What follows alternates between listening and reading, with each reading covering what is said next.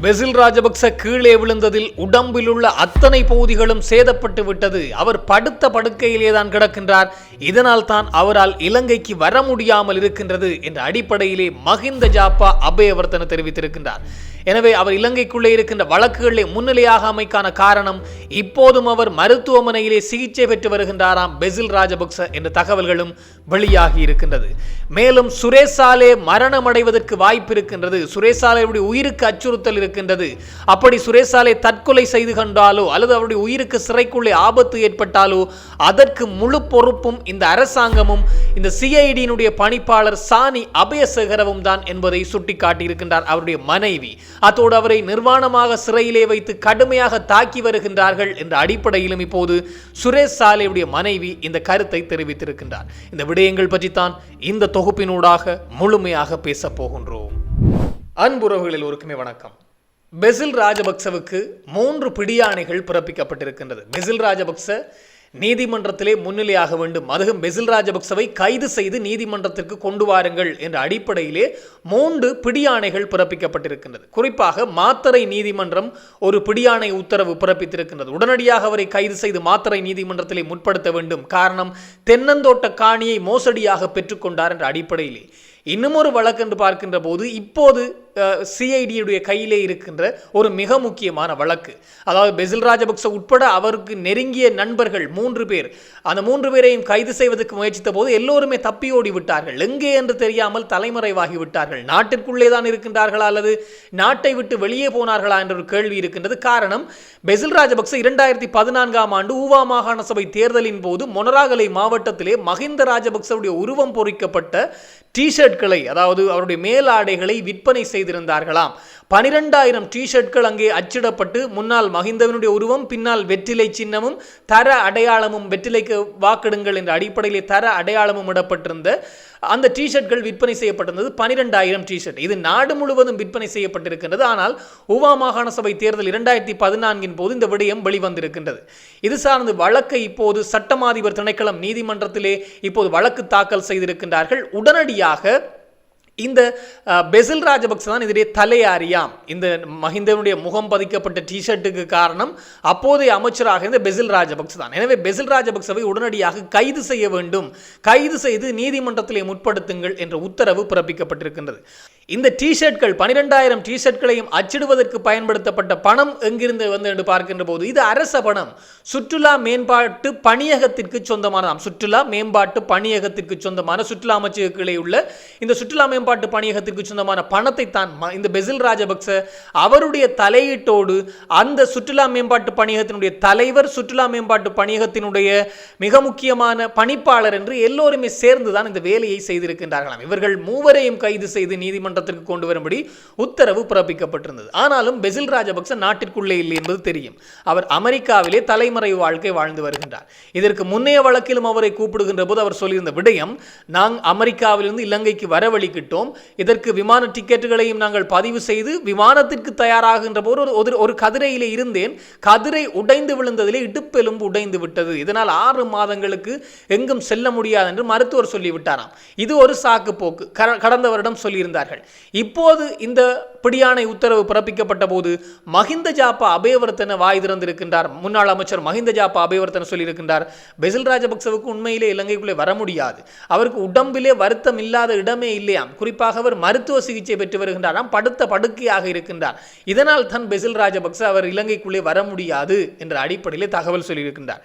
இதில் ஒரு விடயம், எல்லோருக்குமே மூத்தவர் சமல் ராஜபக்ச, அதற்கு அடுத்தவர் என்று பார்த்தால் மஹிந்த ராஜபக்ச, அதற்கு அடுத்தவர் என்று பார்த்தால் முன்னாள் ஜனாதிபதியாக இருந்து தப்பியோடி, அதாவது ஆட்சி கவிழ்ப்பின் போது ஒளிந்து ஓடி இருந்த கோட்டாபய ராஜபக்ச, கடைக்குட்டி தான் இந்த பெசில் ராஜபக்ச. ஆனால் இந்த பெசில் ராஜபக்சவுக்கு தான் இப்போது உடம்பு முழுவதும் வருத்தம் என்று சொல்லப்பட்டிருக்கின்றதாம். இதனால் அவர் மருத்துவமனையை விட்டு வெளியே செல்லக்கூடாது என்ற அடிப்படையிலே மருத்துவர்கள் குழு எச்சரித்திருப்பதனால் தான் அவர் நீதிமன்ற வழக்குகளிலே முன்னிலையாக முடியவில்லை என்று சப்பை கட்டுக்கட்டி இருக்கின்றார் இந்த மஹிந்த ஜாப்பா அபேவர்தன என்ற செய்திகள் வந்திருக்கின்றன. எனவே பெசில் ராஜபக்சவை கைது செய்வதற்கு சிகப்பு பிடியாணை பயன்படுத்துவார்களா? அதோடு அவர் அமெரிக்காவுடைய குடியுரிமை பெற்றவர், சும்மாவெல்லாம் சென்று அமெரிக்காவுக்குள்ளே அவரை கைது செய்துவிட முடியாது. எனவே இலங்கை அரசாங்கம் அல்லது குற்றத்தடுப்பு விசாரணை பிரிவு எப்படியான நடவடிக்கைகள் எடுக்கும் என்பதை பொறுத்திருந்து பார்க்கலாம். காரணம், அவருக்கு உடல் முழுவதும் வருத்தம் என்று சொல்வது, அதாவது நோய்வாய்ப்பட்டிருக்கின்றார் என்பதை பச்சை பொய் என்பது எல்லோருக்கும் தெரிந்த ஒரு விடயம்தான். ஏனென்றால் இதுவரையிலே ராஜபக்சக்கள் யாரும் நோய்வாய்ப்பட்டிருந்தால் எப்படி இலங்கைக்குள்ளே செய்தி வந்திருக்கும் என்று தெரியும். ஆனால் அப்படியெல்லாம் இடம்பெறவில்லை என்பது தெரிகின்றது. மஹிந்த ஜாப்பாவும் இந்த விடயத்தை தெரிவித்திருக்கின்றார். இதேபோன்று மிக முக்கியமான செய்தி என்று பார்க்கின்ற போது சுரேஷ் சாலேவினுடைய மனைவி ஜனாதிபதிக்கு எழுதிய கடிதமானது பெரும் கவனத்தை ஈர்த்திருக்கின்றது. ஓரிரு நாட்களுக்கு முன்னர் சுரேஷ் சாலேவுடைய மனைவி ஜனாதிபதிக்கு கடிதம் எழுதியிருக்கின்றார். தன்னுடைய கணவர் உடல் ரீதியாகவும் மன ரீதியாகவும் கடும் அழுத்தத்துக்கு உள்ளாகி இருக்கின்றார். இந்த அழுத்தத்திற்கெல்லாம் காரணம் அங்கே இருக்கின்ற சிஐடி அதிகாரிகள் தான். அத்தோடு சிஐடியினுடைய பணிப்பாளர், குற்றத்தடுப்பு விசாரணை பிரிவினுடைய பணிப்பாளராக இருக்கின்ற சானி அபேசகர் தான் முழு காரணம். தன்னுடைய கணவரை 10க்கு 10 அறை, அதாவது 6.5 4.4 அடி என்று சொல்லப்படுகிற மிக குறுகிய அறைக்குள்ளே தான் வைத்திருக்கின்றார்களாம். மலசல கூடங்களுக்கு செல்வதற்கு கூட தன்னுடைய கணவருக்கு நேரங்கள் மிக மிக குறைவாகத்தான் கொடுக்கப்பட்டிருக்கின்றது. ஏதும் புத்தகங்களை வாசிப்பதற்கு அவருக்கு நேரம் கொடுக்கப்படவில்லை. எந்த புத்தகங்களையும் எழுதுவதற்கும் நேரம், குறிப்பேடுகள் கூட கொடுக்கப்படவில்லை. அதோடு பலரை சந்திக்க வேண்டும் என்றால் கடும் நிபந்தனைகள் இருக்கின்றது என்ற அடிப்படையில் சொன்னது மாத்திரமல்லாமல், கரப்பாம்பூச்சிகளும் எலிகளும் வாழ்கின்ற அறையிலே என்னுடைய கணவரும் சேர்ந்து அதனோடு வாழ்கின்றார் என்ற தகவலை தெரிவித்திருக்கின்றார். அத்தோடு அந்த சிறைச்சாலையில் இருந்த பலருக்கு எலி கடித்து ஊசி போட்டிருக்கின்றார்களாம். அந்த பயத்திலே தன்னுடைய கணவர் உறங்குவதை தவிர்த்து வருகின்றார் என்ற அடிப்படையிலே சுரேஷ் சாலேவுடைய மனைவி ஜனாதிபதிக்கு கடிதம் எழுதியிருக்கின்றார். அதிலே மேலும் ஒரு விடயத்தை சொல்லியிருக்கின்றார். இந்த மென்டிஸினுடைய வாக்குமூலத்தின் அடிப்படையில், குறிப்பாக அவரும் குற்றத்தடுப்பு விசாரணை பிரிவினுடைய முன்னாள் அதிகாரியாக இருந்தவர், இவருடைய வாக்குமூலத்தை எப்படியோ அவரை அச்சுறுத்தி வாக்குமூலத்தை பெற்று சுரேஷ் சாலேவை குற்றவாளி, உயிர்த்த ஞாயிறு குண்டு தாக்குதலின் குற்றவாளி என்று சொல்வதற்கு இந்த அரசாங்கம் முனைகின்றது. குற்றத்தடுப்பு விசாரணை பிரிவும் சானி அபேசகரமும் முயற்சி செய்கின்றார்கள். இது ஒரு போலி நாடகம் என்பதை அவர் சொன்னது மாத்திரமல்லாமல், என் கணவர் 30 வருடங்களுக்கு மேலாக இந்த நாட்டிற்காக உழைத்தவர் என்பதை சொல்லியிருக்கின்றார். இந்த 30 வருடங்களிலும் தமிழ் அரசியல் கைதிகள் உட்பட இந்த போராட்டங்களோடு ஈடுபட்டவர்கள், பல தமிழ் மக்கள், பலர் இந்த பயங்கரவாத தடை சட்டத்திலே கடுமையாக இந்த நபரால், இப்போது சிறையில் இருக்கும் சுரேஷ் சாலேவால் கடுமையாக பாதிக்கப்பட்டிருந்தார்கள். தலைகளாக தொங்கவிட்டு பெருவிரலே மாத்திரம் கைத்தை கட்டி அடித்திருக்கின்றார்கள் இந்த சுரேஷ் சாலே தரப்பு. அந்த அளவுக்கு பயங்கரவாத தடை சட்டத்தை பலர் மீது பிரயோகித்து, தமிழர்கள் மீது பிரயோகித்து கடுமையான வதைகளை செய்திருந்தவர் தான் இந்த சுரேஷ் சாலே. அதான் தமிழிலே சொல்வார்கள் கர்மம் என்று, சமஸ்கிருதத்திலே சொல்வார்கள் கர்மா என்று. அந்த கர்மா இப்போது இந்த சுரேஷ் சாலேவுக்கு திரும்பி அதே பயங்கரவாத தடை சட்டத்திலே சிறையிலே தடுத்து வைக்கப்பட்டு கடுமையாக வதைக்கப்பட்டு வருகின்றார் இந்த சுரேஷ் சாலே என்பது மிக முக்கியமான விடயம். அதிலே சுரேஷ் சாலேவுடைய மனைவியினுடைய கடிதத்திலே சொல்லப்பட்டிருக்கிற விடயமாம், குறிப்பாக சுரேஷ் சாலேவை திடீரென சிஐடி அதிகாரிகள் உள்ளே புகுந்து அங்கிருந்தவர்கள் எல்லோர் முன்னிலையிலும் ஆடைகளை களைந்து தாக்கி இருக்கின்றார்களாம், நிர்வாணப்படுத்தி இருக்கின்றார்கள். இதனால் அவரை மிக மிக வஞ்சித்து வருகின்றார்கள் என்ற அடிப்படையிலான கருத்துக்களை தெரிவித்திருக்கின்றார் சுரேஷ் சாலேவுடைய மனைவி ஜனாதிபதிக்கு எழுதிய கடிதத்திலே. அதிலே மேலும் குறிப்பிடப்பட்டிருக்கிற விடயம், உடனடியாக தன்னுடைய கணவருக்கு வழங்கப்பட்டிருக்கின்ற தடுப்பு காவல் உத்தரவை ஜனாதிபதி பாதுகாப்பு அமைச்சர் என்ற அடிப்படையிலே ரத்து செய்து அதை குறைந்தபட்சமாக நீதிமன்றத்தினுடைய கண்காணிப்பிலே அவரை வைக்க வேண்டும் என்பது சுட்டிக்காட்டப்பட்டிருக்கின்றது. அதோடு நாட்டுக்காக போராடிய என்னுடைய கணவரை இப்படி வஞ்சிக்க கூடாது என்பதையும் சுட்டிக்காட்டியிருக்கின்றார். இதையெல்லாம் அவர் ஓரிரு நாட்கள், நேற்று அல்லது நேற்று முன்தினம் இந்த தகவலை அவர் கொடுத்திருக்கலாம் ஜனாதிபதிக்கு.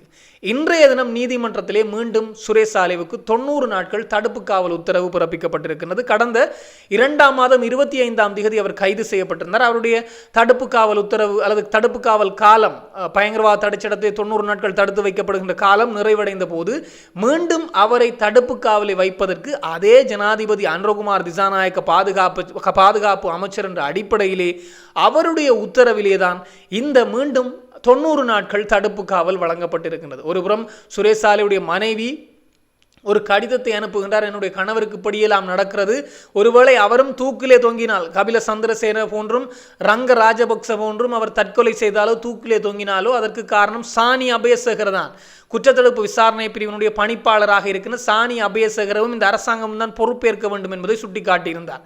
ஆனால் அவரை வெளியே விடுவார்களா என்று தெரியவில்லை. வெளியே விட்டால் தானே தூக்கிலே தொங்குவதற்கு. எனவே அப்படி அந்த தகவலை அவர்கள் கொடுத்த போது இன்றைய தினம் அவருக்கு உத்தரவு வழங்கப்பட்டிருக்கிறது, மேலும் 90 நாட்கள் தடுத்து வைத்தவரை விசாரிப்பதற்காக. எனவே சுரேஷ் சாலே விடயமும் தீவிரம் பெறுகின்றது. நாட்டிற்குள்ளே நான் வரமாட்டேன் என்ற ஒற்றை காலிலே இந்த பெசில் ராஜபக்சவும் இருக்கின்றார். இது தொடர்பாக இன்னும் பல தகவல்கள் வருகின்ற போது உடனுக்குடன் தெளிவுபடுத்த நானும் தயாராக இருக்கிறேன். இன்னும் ஒரு தொகுப்போடு சந்திக்கலாம். உங்களிடம் விடைபெறும் நான் என்றும் உங்கள் அன்பின் ஈழன். வணக்கம்.